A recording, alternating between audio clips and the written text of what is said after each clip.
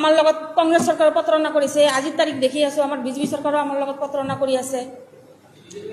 আমাৰ ডি ভোটৰ সমস্যা লৈ, আমাৰ নাগৰিকত্ব সমস্যা লৈ কোনো মাতি নামাতে চৰকাৰে।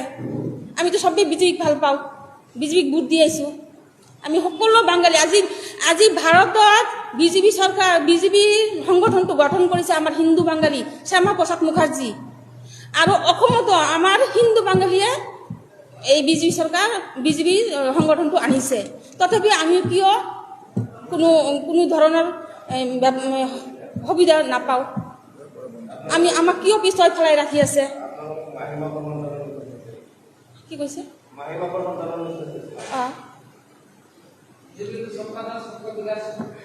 কৰি আছে, চবকে বিকাশ কৰি আছে, কিন্তু আমি সেই ধৰণৰ ওপৰত আমাৰ কোনো কথা ক'ব লগা নাই।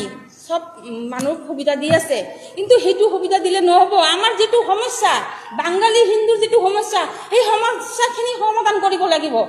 আমি সেই সমস্যাৰ কাৰণে আমি কংগ্ৰেছ চৰকাৰক আঁতৰি আমি বিজেপি চৰকাৰক আকোৱালি লৈছোঁ। কি কাৰণত আকোৱালি লৈছোঁ? আজি বাঙালী হিন্দুৰ কাৰণে আজি অসমত বিজেপি চৰকাৰ গঠন হৈছে, এইটো চবে জানে। আৰু এজন হিন্দু বাঙালী মানে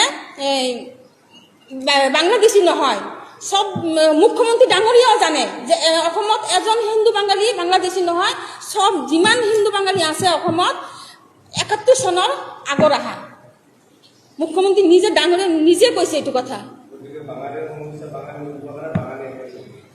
বাঙালী MLA যদি মন্ত্ৰিত্ব পায়, আমাৰ হৈ কিবা তাতে বিধানসভাৰ মজিয়াত আমাৰ হৈ কথা ক'ব।